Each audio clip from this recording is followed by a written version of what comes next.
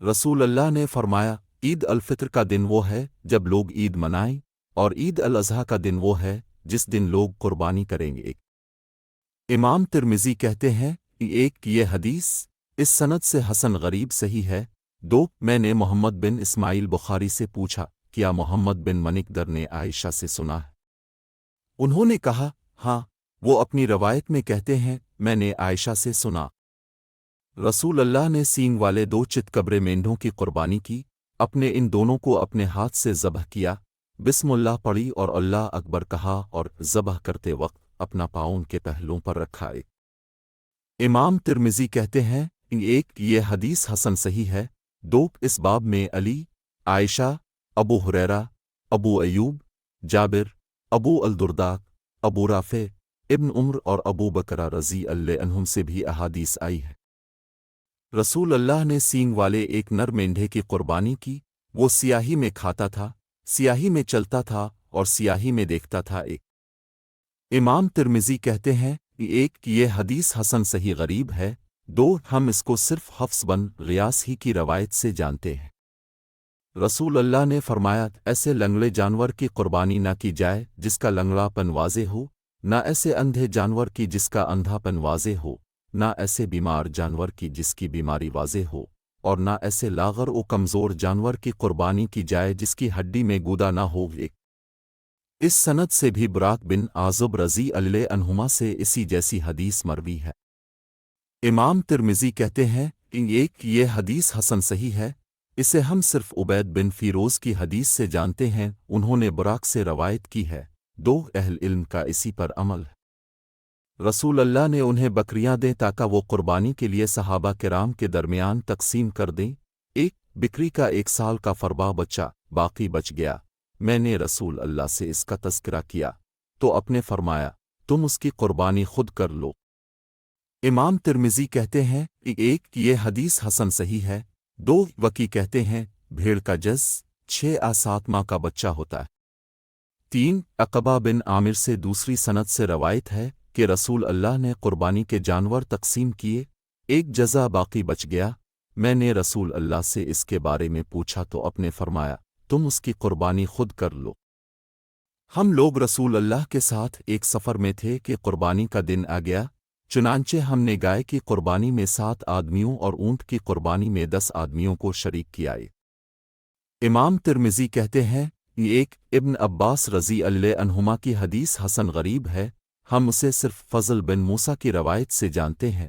2، اس باب میں ابو الاسد سلمہ انبا انجدہ اور ابو ایوب سے احادیث آئی ہے۔ حضرت علی رضی اللہ عنہ نے کہا، گائے کی قربانی 7 آدمیوں کی طرف سے کی جائے گی۔ حجیہ کہتے ہیں میں نے پوچھا، اگر وہ بچہ جنے؟ انہوں نے کہا، اسی کے ساتھ اس کو بھی ذبح کر دو۔ 1، میں نے کہا، اگر وہ لنگڑی ہو؟ انہوں نے کہا، جب قربان گاہ تک پہنچ جائے تو اسے ذبح کر دو۔ میں نے کہا، اگر اس کے سین ٹوٹے ہوں؟ انہوں نے کہا، کوئی حرج نہیں، دو، ہمیں حکم دیا گیا ہے، ہمیں رسول اللہ نے حکم دیا ہے کہ ہم ان کی آنکھوں اور کانوں کو خوب دیکھ بھال لیں۔ امام ترمذی کہتے ہیں ایک، یہ حدیث حسن صحیح ہے۔ 2، اس حدیث کو سفیان نے سلمہ بن کیل سے روایت کیا ہے۔ میں نے ابو ایوب انصاری رضی اللہ عنہ سے پوچھا، رسول اللہ کے زمانے میں قربانیاں کیسے ہوتی تھی؟ انہوں نے کہا، ایک آدمی اپنی اور اپنے گھر والوں کی طرف سے ایک بکری قربانی کرتا تھا، وہ لوگ خود کھاتے تھے اور دوسروں کو کھلاتے تھے، یہاں تک کہ لوگ کثرت قربانی پر فخر کرنے لگے، اور اب یہ صورت حال ہو گئی جو دیکھ رہے ہو۔ ایک امام ترمذی کہتے ہیں ایک، یہ حدیث حسن صحیح ہے۔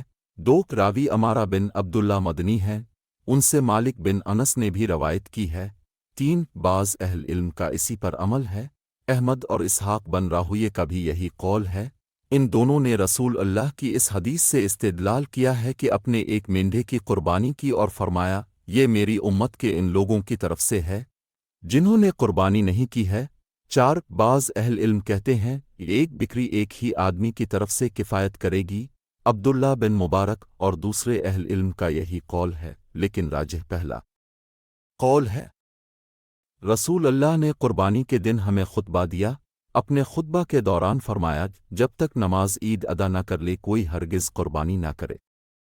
बुराक कहते हैं, मेरे मामू खड़े हुए एक और उन्होंने अर्ज़ किया, अल्लाह के रसूल, ये ऐसा दिन है जिसमें ज़्यादा होने की वजह से गोश्त काबिल नफ़रत हो जाता है, इसलिए मैंने अपनी कुर्बानी जिल्द कर दी ताकि अपने बाल बच्चों और घर वालों और पड़ोसियों को खुला सकूं।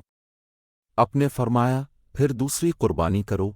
उन्होंने अर्ज़ किया, अल्लाह के रसूल, मेरे पास दूध पीती पुठा है और गोश्त वाली 2 बकरियों से बेहतर है, क्या मैं इसको ज़बह कर दूं? अपने फरमाया, हाँ, वो तुम्हारी दोनों कुर्बानियों से बेहतर है, लेकिन तुम्हारे बाद किसी के लिए जज़ा बच्चे की कुर्बानी काफ़ी ना होगी।